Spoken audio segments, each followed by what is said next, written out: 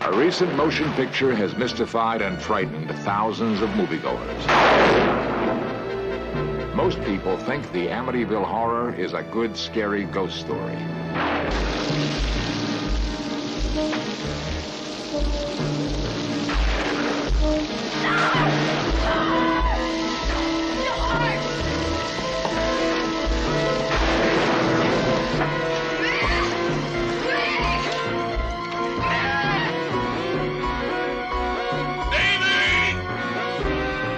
What is not commonly known is that the film is actually based on fact.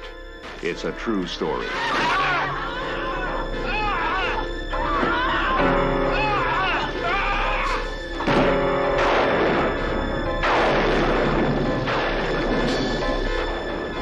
Was there an evil presence living inside this house?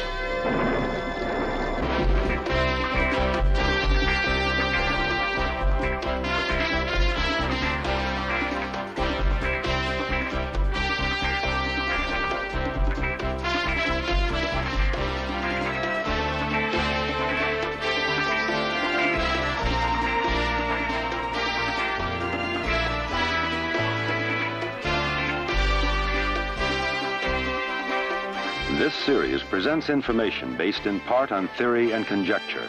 The producer's purpose is to suggest some possible explanations, but not necessarily the only ones, to the mysteries we will examine.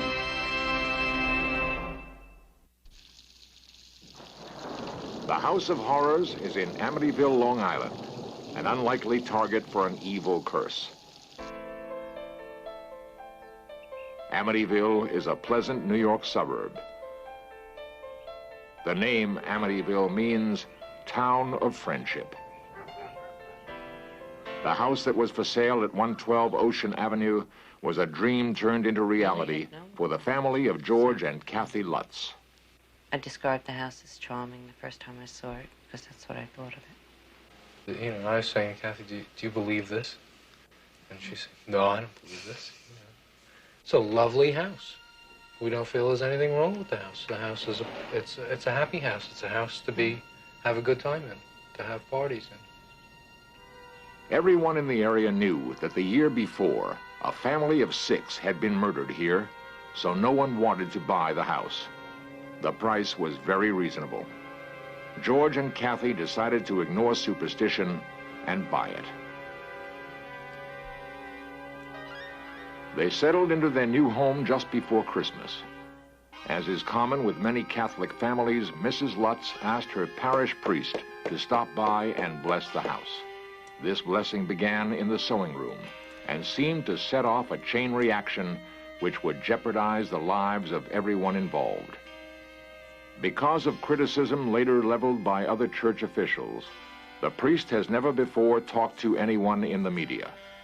In search of was able to locate him, and he agreed to tell us his story, but only if he could remain anonymous. I was blessing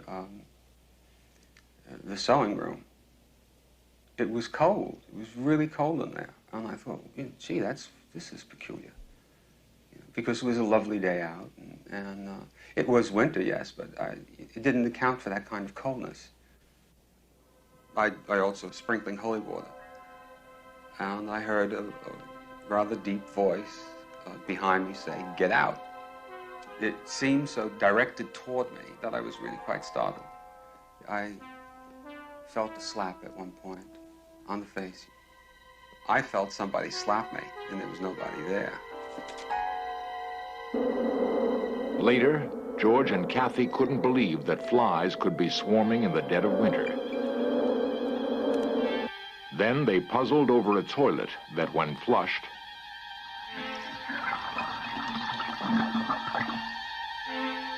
these and other events began to unnerve them.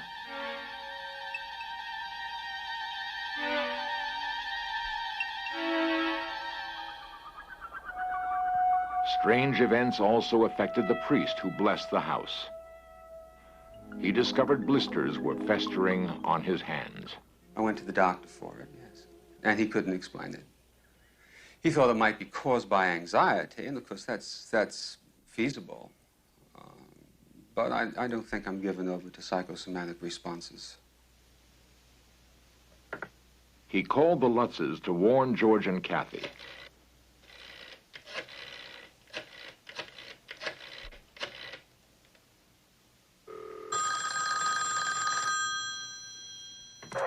Noise interference prevented any communication. Kathy? He could never get through. Hello. Hello. Hello, what's up with Hello.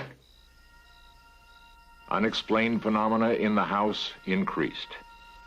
Each room had its own Personality? thing, yeah. In time, you couldn't deny that something was very wrong because too many things didn't add up. Frightening spirits seemed to inhabit the whole house. Kathy felt compelled to talk to the priest. She wanted him to come back and bless the house again. Further attempts to communicate with the priest, however, seemed to be sabotaged. Father, are you there? Hello. Hello. A faulty phone connection? Hello, Perhaps. For almost a month, George Lutz was attacked by a sensation of intense cold. For days on end, he would neglect his work and his appearance, constantly stoking a fire that never warmed him enough. His personality began to come apart, bringing emotional surges. Confusion, anger misplaced because I would direct it at Kathy for no reason. Moodiness. I lost 20, 25 pounds there easily during that 28 days. I didn't eat. I didn't go to the office. My values were such that the only thing important was to keep warm and keep a fire going. Everything was very erratic. Our own behavior was erratic. George still believed he could take things in hand and cope with the unknown horror. As I do know, when I met George in the first place, Jay Anson is author of the book, The Amityville Horror. he's an ex-Marine, built like a bull, and he's the type of guy who can handle any situation with his fists. He literally can. So that when he was approached with this kind of phenomena, he had no idea what he was coping with. None at all. He didn't even know the meaning of the terms in phenomena.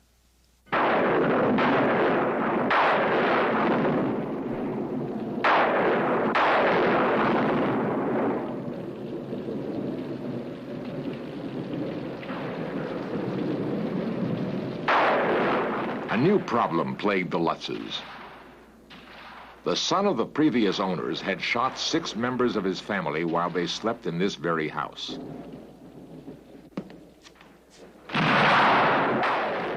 George and Kathy now were experiencing vivid nightmares in which they relived the murders as though they were the victims. Difficult as it was, the family tried to maintain a normal existence. But each day, something else, strange and frightening, would be discovered. One particular afternoon, I was going about the house rearranging furniture and setting up some storage. I went down to the basement. I went over to one bookcase, which was on the end, and I moved it. And much to my surprise, there was no wall behind it. It was the entrance into this small, brightly painted red room. And I was really surprised and alarmed by the find. The most impressive thing was when we took Harry around. He would not go anywhere near it. He backed right out of there and ran up the steps. This red room was not in the original house plans. Why? Who built it? And what possible use could it have? To this day, these questions have never been answered. George and Kathy could only wonder about the ominous little room. It was just one more aspect of the house they didn't understand. Even the normal rooms caused strange reactions. Missy would sing constantly within the room. And if you called her out, or if she came out for one reason or another, as soon as she crossed over the threshold, she would stop singing. crossing back again, she would pick up the song from the word that she had stopped on and continue.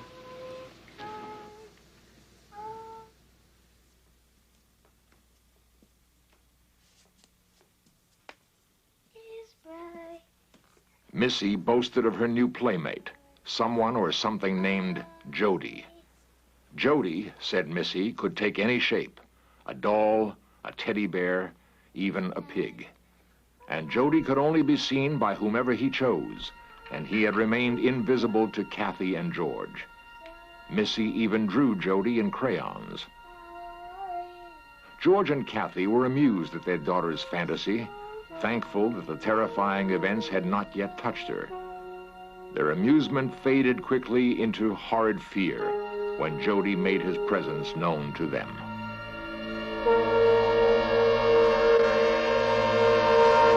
Missy told us later that her friend Jody could not be actually seen by anyone unless it wanted them to. And that at times it was a little bigger than a teddy bear, and other times it would be bigger than the house. Jody had the ability to change its size. One night coming back, I looked up at Missy's room, and there was a shape in her room that I don't know what it actually was. And I was coming back from the garage one night. But I would go out to the boathouse for no reason, check everything out, and then go back. I'd do that a couple times a night. The reason I mention that is because our behavior changed, the way we would go about living. I would go from the fireplace to the boathouse constantly. No longer did George and Kathy feel they were alone. The Lutzes felt driven to rid their home of the evil intruder. They decided to re-bless each room themselves.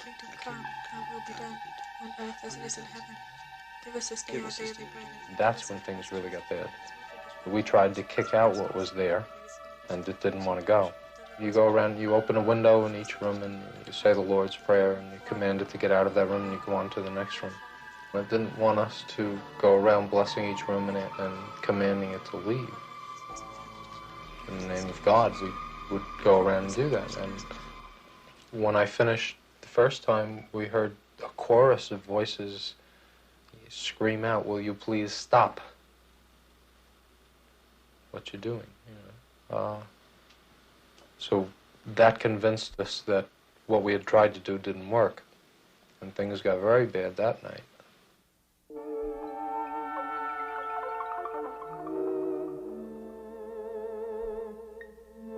We had gone to bed that night and went into a very deep sleep.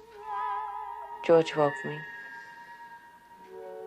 and he had backed up from me, and I couldn't understand the repulsion in his face. And when I looked up, I saw what caused him to back away, and that was my reflection in the mirror. My hair had turned color. There was no true color. It was a gray-white. My face was severely wrinkled, deep impressions coming down across the forehead. My mouth was very tight, very drawn. And the feelings that were going on were confusion, illness, just trying to grasp hold of me, you know. By morning, her frightening appearance had vanished. George continued to be obsessed with fire. He would stare endlessly into the flames. Slowly, the chill gripped his very soul. The searing heat was etching a demonic face into the fireplace. It was staring out at him through the flames. What would happen next? We felt absolutely no sense of salvation or outside help. They feared for their sanity, their very lives.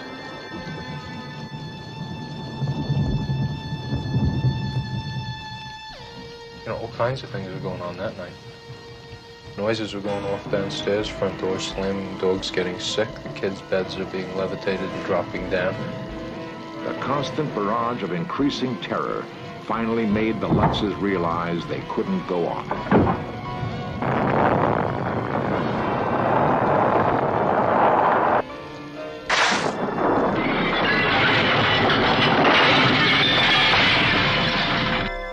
And that was the last night we spent in the house then, because it was ridiculous to even consider staying there, and yet it was very hard for us to leave, to just organize all 5 of us into the same room and actually get out to the van and get it started and drive away with the dog.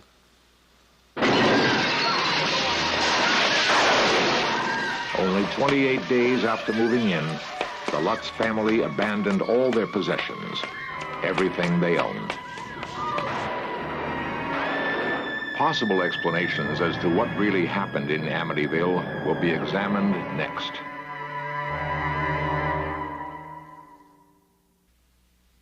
I'm a journalist. I try to investigate as best as I can. When you first hear the Lutz's story, it sounds like a very good haunted house story. Author Jay Anson. But then I spoke to the priest at his apartment in the rectory. When I heard his story and was able to put together a chronology of the events that took place within that framework of 28 days, I was convinced there are things out there that many people cannot explain. The phenomena that occurred to the Lutzes and to the father, I sincerely believe they took place. The Amityville house seems peaceful now. There is no evidence that any strange events have occurred here since the Lutzes fled. In Search Of has previously investigated haunted houses, and we've found that in many cases a human tragedy, such as a murder, has left emotional memories. This may be the explanation for the Amityville horror, or there may have been a much more dangerous force, what psychics and priests call demonic, pure destructive energy, as ancient as time itself.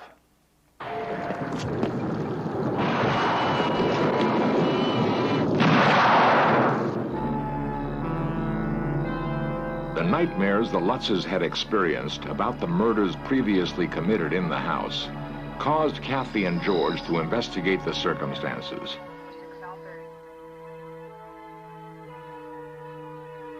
Ronald DeFeo had murdered his father, mother, 2 brothers, and 2 sisters. Sentenced to life in Clinton State Prison in New York, DeFeo has claimed that demonic voices goaded him into committing the gruesome killings. Neighbors and acquaintances of DeFeo were astonished at how George and DeFeo looked alike, how they both presented the same appearance.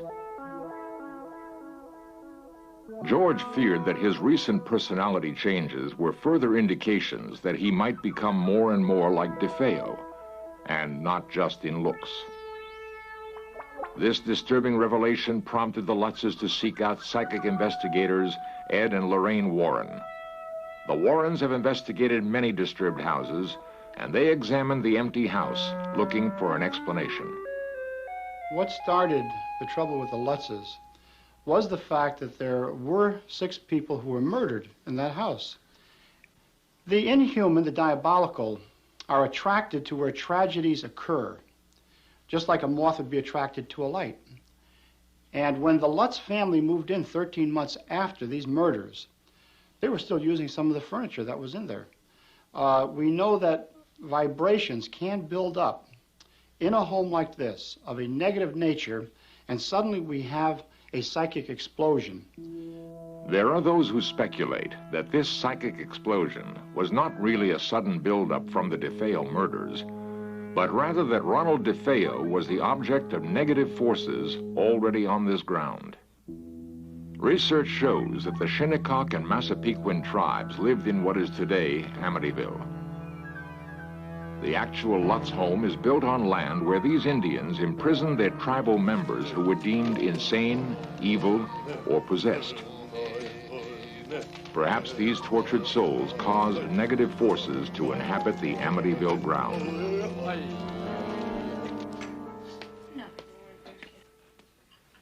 This seemingly far-fetched explanation helped confirm something the Lutzes desperately wanted to hear. We believe it was there when we moved in. We don't believe it came to bother us after we moved in, let's put it that way. You know, whatever was there had been there for quite a while. All those involved with the Amityville horror agree on one thing. Some evil thing no one can explain seemed to inhabit the house. Why then was it never exorcised? I'm a Roman Catholic priest. And the Roman Catholic Church teaches that people can become possessed, but not objects. The Lutzes were not possessed, so therefore I don't believe they should have been exorcised. And I don't believe the house was possessed. There was something there.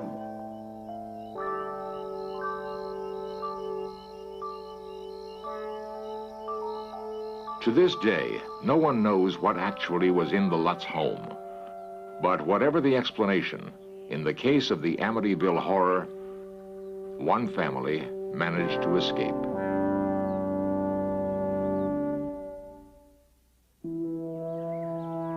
For those who lived through the Amityville horror, the emotional shock still lingers.